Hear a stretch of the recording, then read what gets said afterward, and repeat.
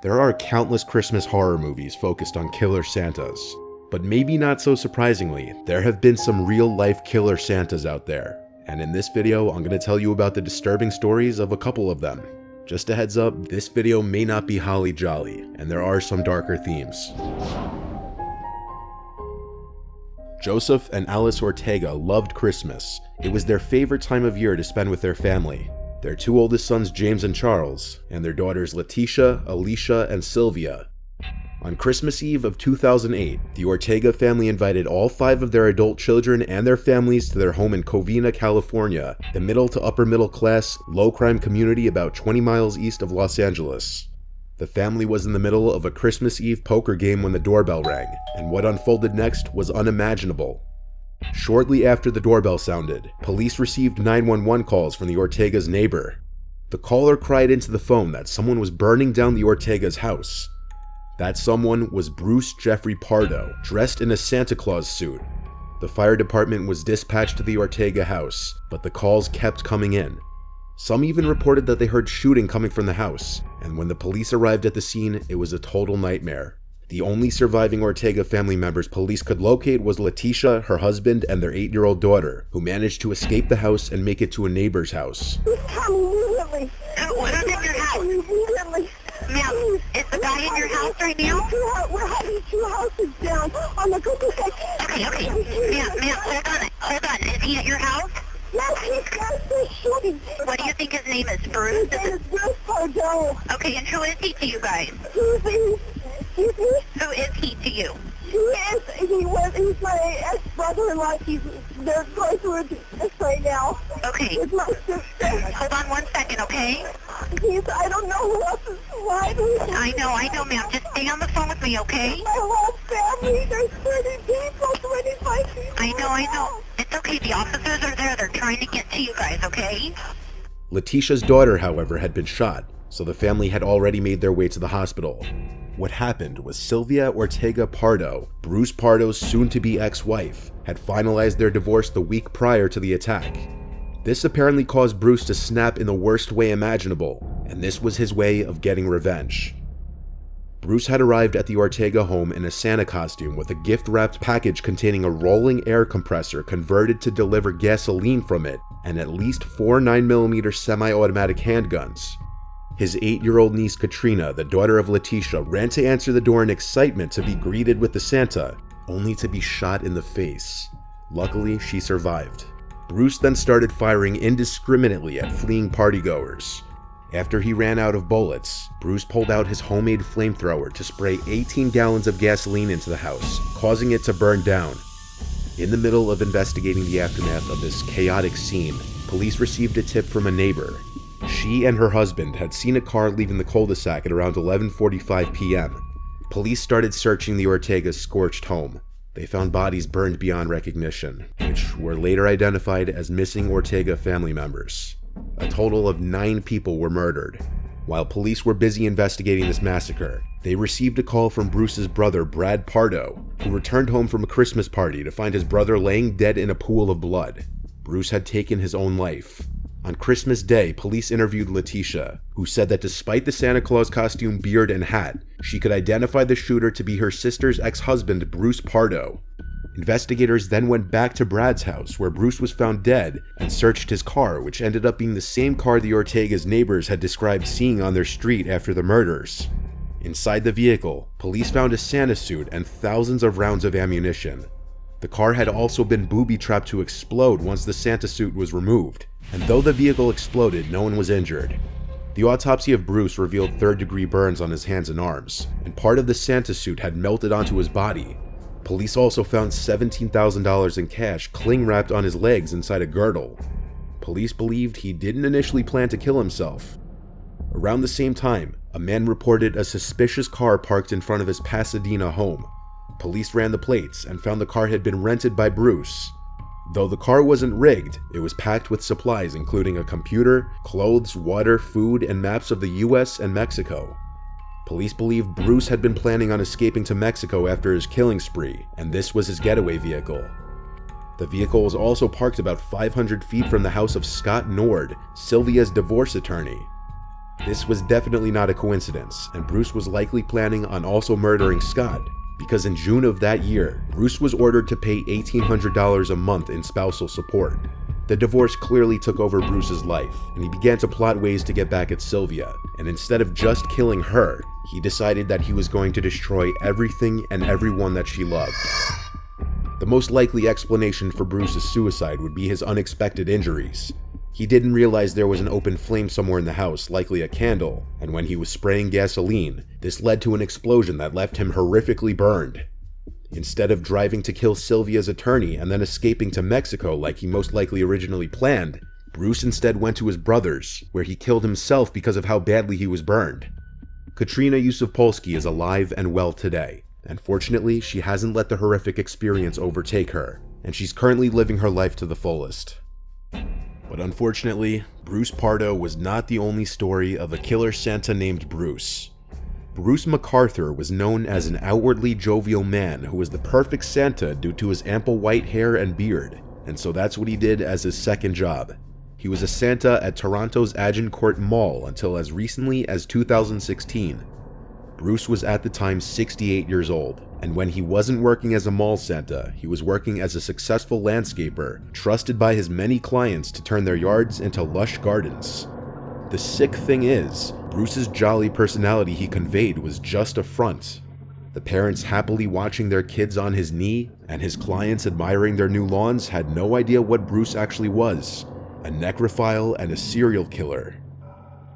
Little did one of his clients know, he was turning their lush new garden into a graveyard. Between September 2010 and June 2017, Bruce murdered at least 8 men. His targets were usually vulnerable, having been poor, lonely, or new immigrants. All of Bruce's victims had arrived to what they thought was a safe country to explore their sexuality. Bruce's seemingly welcoming and friendly nature led his victims to thinking he was a friend and to trusting him. Then he would kill them. Bruce was described by colleagues and coworkers to be a great guy who always had a smile on his face. For 30 years, he was seemingly happily married to his wife Janice, who he had 2 children with and lived in a house in Oshawa with, a middle-class town very close to downtown Toronto. In the late 90s, however, Bruce came out of the closet, probably to the shock of his wife, and not long after suggesting that the two have an open relationship, he left his family and moved to Toronto. But he remained on speaking terms with his family. Bruce became a regular in gay neighborhoods and wanted to be part of the LGBT community. But pretty soon that community didn't want him to be a part of it, as he quickly earned himself a reputation of being trouble. In 2003, when in his late 50s, Bruce received his first criminal conviction for the assault of a man with an iron pipe in the man's home 2 years prior.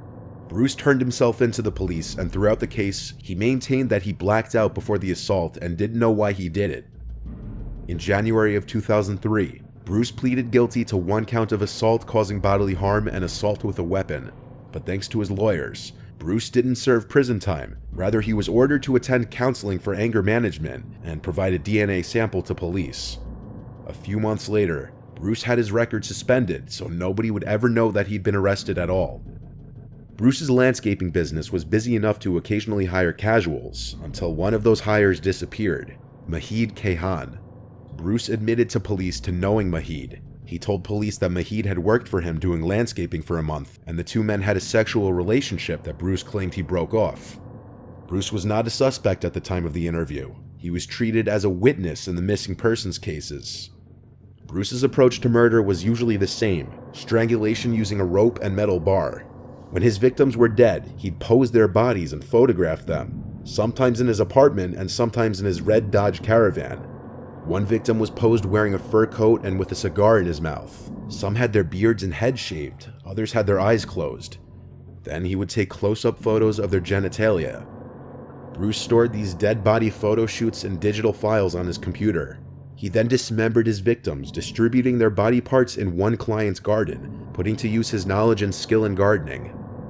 In June of 2016, Bruce ended up in a police station after a guy he was having sexual relations with reported him for almost choking him to death while they were in the back of his van. The man managed to escape and report Bruce to the police.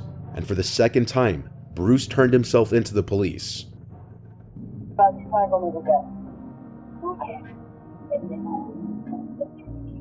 He's okay. We're inside the guy's van. There's Bruce. For a while, we try to make out once in a while. All of a sudden, he grabbed me by the throat, threw me on behind my back. Grabbed me by the throat and tried to strangle me. The man who reported Bruce claimed they were hooking up in the back of his van when Bruce started choking him violently. The man claims he barely managed to escape. But when Bruce was being questioned by police, he played it off that he was asked by the man to choke him, that he liked it rough. And right now, you're under arrest. You were placed under arrest this evening for the offense of assault, okay? You've been brought here 232 Division for the purposes of being investigated for that offense, okay? So an allegation has been made against you, and this officer in just a moment is going to let you know exactly what that allegation is, okay? So the allegations are that around 6:30 p.m. this evening, you met up with a gentleman by the name of at the intersection of Bathurst and Finch. During the course of your involvement with him, there was an allegation made of an assault, which in choking was the allegation made, and that's basically why you're under arrest today, for that assault. Okay. So, sir, if you would like to provide us with your account of what occurred earlier this evening. Well, we talked about going for dinner, and he said he needed to take a shower, so I said I'd meet him at the Tim Hortons at Finch and Bathurst. And so he arrived, and we were going to have sex, and he suggested doing it in the back of his truck since it hadn't been used yet. It was a brand new truck. I said, well, there's more room in the back of my van. So we went to my van. So then I thought, okay, he likes it rough. So I put my hand to his throat, and just for a few seconds, because before that he's very strong, he just completely turned around and grabbed me by the throat. He said, now I'm going to show you what I'm going to do to you. And he had me by the throat to the point that I couldn't breathe. So I put my hands up in the air like surrender, because I couldn't talk. And that's when he finally let go. And then he jumped out of the car. He said, I don't want to see you again. Has anything like this ever happened before, where things got out of hand? Not like that. No, not that quickly, or not just like that. Okay. Things have never gotten violent? No. Okay. I thought he liked it rough. The police believed Bruce's story, and the case was dropped. On June 26, 2017, Andrew Kinsman disappeared, and this was the start of Bruce's downfall. Andrew was different from Bruce's other victims. Andrew was well known and liked among Toronto's church and gay community, and he was the caretaker of his apartment building in Cabbagetown. His disappearance following Toronto's Gay Pride Parade was quickly noticed, and within days, posters of his face were seen all over town. Andrew had become the latest addition to the disturbing disappearances of gay men that had been plaguing the community for years. Andrew's friends and colleagues knew he was interested in true crime and serial killers. A colleague noted that he had an occasional hookup with a man very into the psychology of serial killers and how they functioned. When police searched Andrew's apartment, they found computer files on the serial killer and necrophile Dennis Nilsen, otherwise known as the Kindly Killer. Dennis Nilsen's methods of murder were eerily similar to those of Bruce. They also found a documentary on U.S. serial killer John Wayne Gacy and 10 pictures of Bruce taken on September 11, 2010, using Andrew's camera. The name Bruce was also scribbled on Andrew's calendar, eerily coincidentally for the day he disappeared. It's possible Andrew suspected Bruce was a killer and was doing his own investigation. Police discovered CCTV footage showing Andrew getting into Bruce's red 2004 Dodge Caravan. They finally had a suspect. In September of 2017, while Bruce was under surveillance, police took a coffee cup he discarded in the trash to obtain a sample of his DNA. 2 months later, Bruce dumped his caravan at a scrapyard, which was seized by the police and forensically examined. They found blood and semen connecting multiple victims to Bruce, including Andrew Kinsman and another victim, Salim Essen. This evidence allowed police to obtain a warrant to enter Bruce's home covertly without him being there. Forensic experts discovered photographs of Andrew and Salim on his computer, taken after both men were dead. The timing of this discovery was impeccable because Bruce was likely about to commit another murder. The next day, police witnessed a younger man arrive at Bruce's apartment building in Toronto.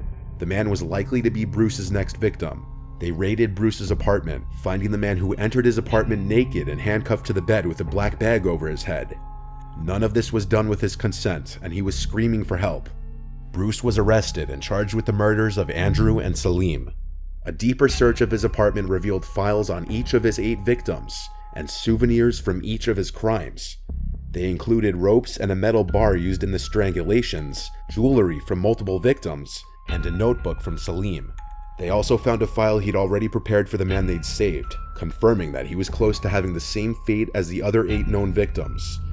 Police checked 75 properties that Bruce had worked on, and at one client's property in Leaside, they found body parts from the 8 victims in large planter boxes and an adjacent ravine. Karen Fraser, the homeowner, was shocked and stated that Bruce was the best friend, neighbor, relative anyone could want, a similar description many others used for him in the past.